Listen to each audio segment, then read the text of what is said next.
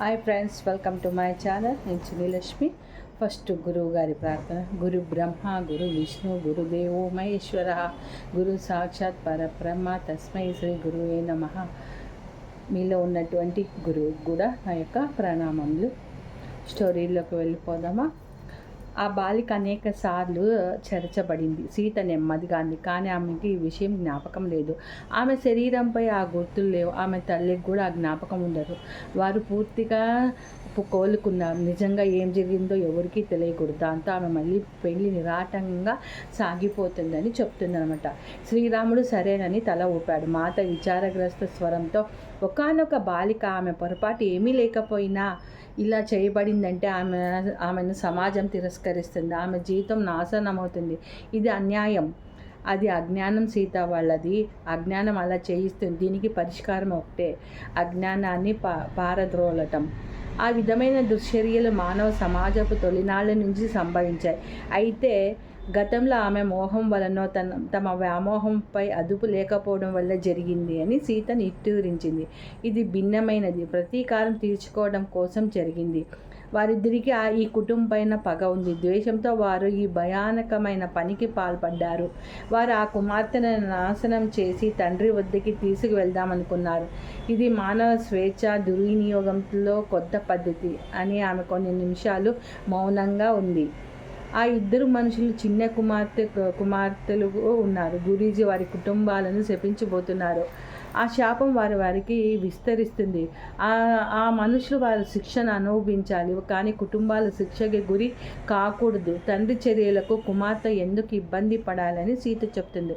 శ్రీరాముడు బదులిచ్చాడు, ఇప్పుడు సమాజంలో ప్రబలుతున్న నూతన ఆలోచన విధానాన్ని వ్యాపింపజేసిన రావుణ్ణి మనం నిరోధించలేకపోయినా, మనుషులు ప్రకృతిపై అదుపు సంపాదించటం నేర్చుకుంటున్నట్లే మగవారు స్త్రీలపై కూడా అదుపు సాధిస్తారు.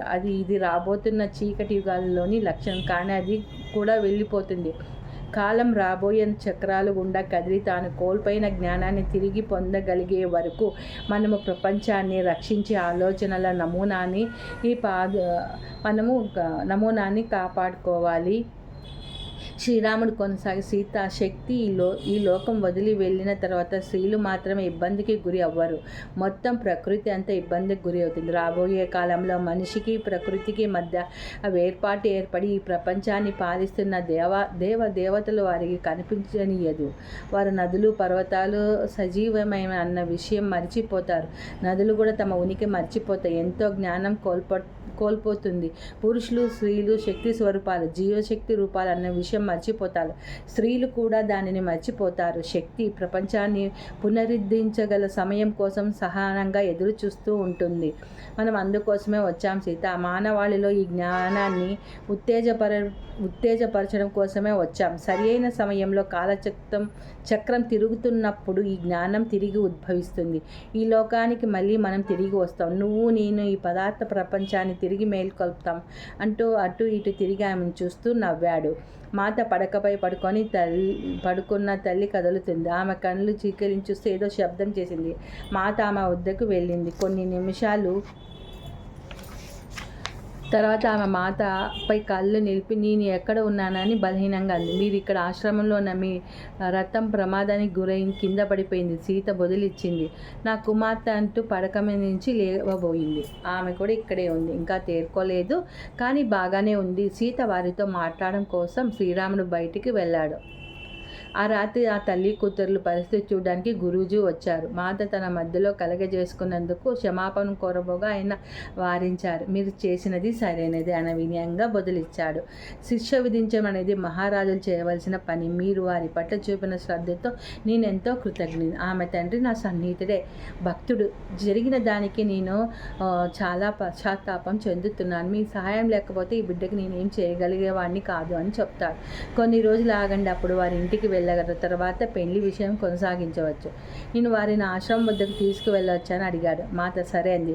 ఆ బాలికకు తానే నయం చేసిన గాయం మాత శరీరంపై ప్రత్యక్షమవుతుంది ఆమె గుర్తించిందని నేను అనుకున్నాను. ఆ సాయంత్రానికి మాత పొట్ట భాగంపై తీవ్రమైన నొప్పి రావటం రక్తం కారసాగింది. సాయంత్రం రాముడు ఆమె పరిస్థితి చూడ్డానికి వచ్చాడు. అతని కుటీరం వద్దకు రాబోతుండగా నేను బయటికి ఆయనతో, ప్రభు, నేను ఈ విధంగా చెబుతున్నందుకు నన్ను మన్నించండి. మాత ఇప్పుడు ఉన్న పరిస్థితుల్లో మీరు ఆమెని చూడవద్దని కోరింది. ఆయన సున్నితంగా బదిలిస్తూ, సోమ, ఆమె కోరిక మొదటిసారి తిరస్కరిస్తున్నాను. ఈ శ్రమంతా ఆమె ఒక్కదాన్నే భరించనీయను. నేను ఆమె ప్రక్కనే ఉండాలనే క్షణం నాకేం చేయాలో పాలుపోలేదు. నేను ఇంతకు ముందున్నప్పుడు మాట పాటించకుండా లేను. కానీ శ్రీరాముడు చూసినప్పుడు ఆయన కళ్ళ నుంచి ప్రవహించే ప్రేమను చూసి ఆయన ఆమెను తేలికపరిచి స్వస్థత చేకూర్చగలరని అనుకున్నాను.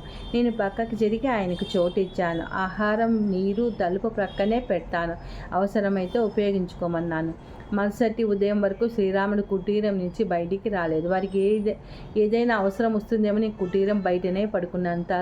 తలుపు తెరవటం వినగా నేను మాత కోసం ఏదైనా తీసుకురానా అనగా, ఆమె నిద్రిస్తుంది, నాకేమైనా తీసుకురా సోమ అని బదులిచ్చాడు రాముడు చిరునవ్వుతో.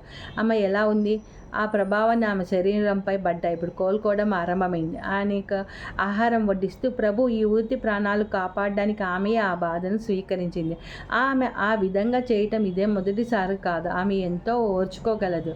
సీతకు ప్రతి ఒక్కరి జీవితం విలువైనది. వేరొక్కరి రక్షించడానికి ఆమె తన శరీరాన్ని ఎన్నిసార్లు వదిలిపెట్టిందో ఆమెను ఇక్కడ ఉంచడానికి నేను ఎన్నిసార్లు కలగజేసుకున్నానో. ఇప్పుడు ఒక్కరోజు నేను ఈ విధంగా చేయలేకపోవచ్చు. ఎప్పుడో ఒకరోజు నేను ఈ విధంగా చేయలేకపోవచ్చు. అయినా కొనసాగిస్తుండగానే నా ముఖంపై ఒక బాధ వచ్చి వీచికి కదలాడు. సోమ, ఆమె లంకలో ఎంత త్యాగం చేసిందో నాకు కూడా తెలియదు. ప్రజల దృష్టిలో పడకుండా సేవ చేయటం ఆమె కోరిక. ఈ భూమిపైన జీవం నిలిపి ఉంచడానికి ఆమె ఏమి ఇచ్చింది అనేది ప్రపంచానికి ఎన్నటికీ తెలియదు. కొన్ని నిమిషాలాగైనా మళ్ళీ కొనసాగించాడు. ఆమె చేతులు జాచి ఈ దారుణం చేసిన మనుషులిద్దరూ ముందు నిలబడినప్పుడు ఆమె వినూత్నమైన అపూర్వ కరుణ అత్యంత దారుణమైనది చేసిన వారిపై కూడా విస్తరించేటట్టుగా స్థాపించింది. ఆ క్షణంలో భూమిలో భాగాలన్నింటి నుంచి ఎన్నో ప్రతికూల ఆలోచన రూపాలు తనలో శోషింప చేసుకుంది. అవి ఉపయోగించబడి నశింప చేయడానికి ఆమె శరీరంలో ప్రవేశించాయి. నేను ఆమెను ఆపలేను. అది నా బాధ. ఆమె మోస్తున్న ప్రపంచ భారాన్ని ఆమె నుంచే నేను తీసుకోలేదు. ఎంతగా బాధలన్నింటినీ తానే అనుభవిస్తోంది సీత. మాత పక్క మీద నుంచి లేచి నొప్పి లేకుండా నడవటానికి చాలా రోజులు పట్టింది. అన్ని రోజులు శ్రీరాముడు అక్కడే ఉన్నాడు. కానీ ఆమె మామూలుగా అయిన వెంటనే ఆయన అయోధ్యకి వెళ్ళిపోయారు. ఆయన వెళ్ళబోయే ముందు ఆమె ఆయనతో, నేను ఇంకా పిల్లల్ని కనలేను అంది. భూమి మీద ఉన్న జీవరాశులంతా మన పిల్లలు అయితే మనకి ఇంకా పిల్లల అవసరం ఏముంది అని బదులిచ్చాడు. కొన్ని రోజుల తర్వాత మొదటిసారిగా ఆమె సంపూర్ణ ఆహారం పెడుతున్నప్పుడు శ్రీరాముడు ఆమె త్యాగం గురించి చెప్పిన విషయము ప్రస్తావించి ఆమె నవ్వి, ఆయన చేసిన దాంట్లో నేను చేసింది ఒక చిన్న భాగం మాత్రమే. నేను ఈ లోకం పట్ల ఆయన ప్రేమ ప్రతిబింబాన్ని తప్ప మరేమి కాదు. ఈ లోకం మాత్రమే కాదు, జీవము ఉన్న అన్ని లోకాల పట్ల. ఆ విధంగా వారు ఒకరి గురించి ఒకరు చెప్పేవారు. వారు ఒకరిలో ఒకరు పరిపూర్ణత చూశారు. వారి ప్రేమ, స్వేచ్ఛ, పవిత్రము దాన్ని వర్ణించడానికి మాటలు లేవు. వారి భూమి మీదకి తెచ్చిన ప్రేమలో కొంచెం భాగమైనా వాస్తవీకరించాలని మనం ఆకాంక్షించాలి. ఈ సంఘటన జరిగిన కొన్ని వారాల తర్వాత వంట చెరుకు తేవడానికి అడవికి వెళ్ళి తిరిగి వస్తుండగా మాత ఇద్దరు స్త్రీలతో లోతుగా సంభాషణలో మునిగి ఉంది. ఆ స్త్రీలను నేను గుర్తించలేదు. నేను ఎంతో దూరం నుండి వెళ్లకుండానే వాళ్ళు అంత హఠాత్తుగా ఎలా వచ్చి ఉంటారన్న ఆలోచన వచ్చింది. వారు పూలతో నిండిన తోటలో కూర్చొని ఉన్నారు. ఆ సుందరం చూడకుండా ఉండలేకపోయినాను. ఆ స్త్రీలిద్దరూ మాత కంటే పెద్దవాళ్ళగా కనిపిస్తున్నప్పటికీ వారి ముఖాల్లో యవ్వన సౌందర్యం తొణికిసలాడుతున్నది. ఇద్దరు ఋషి దుస్తుల్లో ఉన్నారు, కానీ వారిలో ఏదో వేరే విషయాన్ని సూచిస్తుంది. నేను కుటీరం వద్దకు వెళ్ళాను వంట కోసం పొయ్యి రాజేయడానికి. రాత్రి భోజన సమయం మాత రాలేదు. నేను వారి కూర్చున్న చోటికి వెళ్ళి చూడగా వారు దీర్ఘంగా సంభాషించుకుంటూనే ఉన్నారు. వారికి భోజనం సిద్ధం చేయనా అని అడగడానికి కొన్ని నిమిషాలు నిలబడం, కానీ నాలో నుంచి మాత వారికి రుచికరమైన ఆహారం సిద్ధం చేయనడం వినిపించింది. ప్రొద్దున్నే తోట నుంచి సేకరించిన కూరగాయలను ప్రోగు చేసి ముందు రోజు అడవి నుంచి తెచ్చిన మూలికలతో కలిసి వండసాగాను. ఆహారపు పరిమళం వారికి సోకి ఉంటుంది. వంట పూర్తి అవగానే వారు నవ్వుకుంటూ వచ్చారు. మాత ముఖంలో తానే వడ్డిస్తానన్న భావం చూసి నేను వంటశాల దగ్గరే వేచి పని చేసుకుంటున్నా. ఆమె చూపిని భావాన్ని నేను చదవగలను. చీకటి పడే వరకు ఉండి ముగ్గురు అరణ్యంలోకి వెళ్ళి నేను చూస్తుండగానే ఆ స్త్రీలిద్దరూ అదృశ్యమయ్యారు. ఆ కుటీరం ముందు హఠాత్తుగా ప్రత్యక్షమై తిరిగి అదృశ్యమైన ఆ స్త్రీల గురించి నేను అడగలేక ఉండలేకపోయినాను. వారు అరుంధతి, ఋషి, ఖ్యాతి మాతలు. ఆమె ఆశ్చర్యం ధ్వనించే స్వరంతో చెప్పింది, నువ్వు వాళ్ళని గుర్తించలేదా?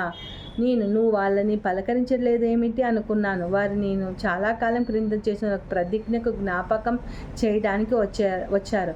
అంతేకాదు అది పూర్తి చేసేందుకు తన ఆనందాన్ని వ్యక్తపరచడానికి వచ్చారు. ఇప్పుడు నాకు గుర్తొచ్చింది. మేము అరణ్యంలోకి రాబోయే ముందు వారిని కలుసుకున్నాం. వారే మాతకు ఆమె కలలు గతంలోని దృశ్యాలను చెప్పారు. వారి రాకకు కొంతకాలం క్రిందట జరిగిన యువతి ఆమె తల్లి సంఘటన ఏమైనా సంబంధం ఉందా అని నాకు అనిపించింది. నా మనసులో భావాలు చూడగానే మాత తల ఊపి, నేను కొందరు ఋషులు, ముఖ్యంగా స్త్రీల కోరికలను సంపూర్ణం చేయటం మాత్రమే చూస్తున్నాను. వారందరూ ఇది తపోశక్తిని ఆపివేసే సమయం అని భావించారు. అది అనేక సార్లు దుర్వినియోగింపబడింది. నేను ఈరోజు ఆ విధంగా ప్రవర్తించినప్పుడు నేను వారి కోరికలను సంపూర్ణం చేస్తానని గుర్తించలేదు. ఋషి అరుంధతి శాపం వల్ల అనేక మంది కుమారులను కోల్పోయింది. ఖ్యాతి మాత తన ప్రియమైన నారాయణుడు శపించబడ్డం చూసింది. అహల్య ఋషి స్వయంగా శపింపబడడం చూసింది. ఇంకా ఎందరో వారందరూ కోపము ఇది వచ్చింది. బ్రాహ్మణికి ఇదంతా తెలుసు. అందుకే ఆ రోజు ఆయన వచ్చారు. మహర్షులు శాపాల స్థానంలో నూతన చట్టాలు ప్రవేశపెట్టబడతాయి ఆయనకు అర్థమైనది. ఆ చట్టాలు ఉన్నతమైన న్యాయ వ్యవస్థను వ్యక్తిగత కోపం లేదా బాధపై ఆధారపడని దాన్ని తీసుకురావచ్చని ఆశిద్దాము. మాత, అయితే ఇక శాపాలు ఉండవా? ఇది అంత తేలిక కాదు. అయితే కాలక్రమంలో వాటి ప్రభావం కోల్పోయేంత వరకు తప్పో శక్తి తగ్గుతుంది. వాక్ శక్తి ఇప్పటికే తగ్గిపోతుంది. ఈరోజు అనేక మంది యొక్క సామూహిక ఆకాంక్ష వల్లనే భవిష్యత్తులో అతి తక్కువ మంది శబ్దంపై అదుపు ఉంటుంది. శబ్దం వాస్తవీకరించబడే శక్తి. అయితే మనుషులకు తెలియకుండా దాగి ఉన్న కొన్ని ఋషులు ఈ సామర్థ్యము, బాధ్యతలు ఉన్నాయి. ఈ భౌతిక లోకాన్ని రక్షించేది, నిర్దేశకత్వం వహించడానికి ఇది అవసరం. ఇది ఇక్కడికి ఈ చాప్టర్ క్లోజ్ అయింది. నెక్స్ట్ ఇంకొక చాప్టర్ సీత కార్య పరిపూర్ణత. ఇంకొన్నే ఉన్నాయి. So thank you friends.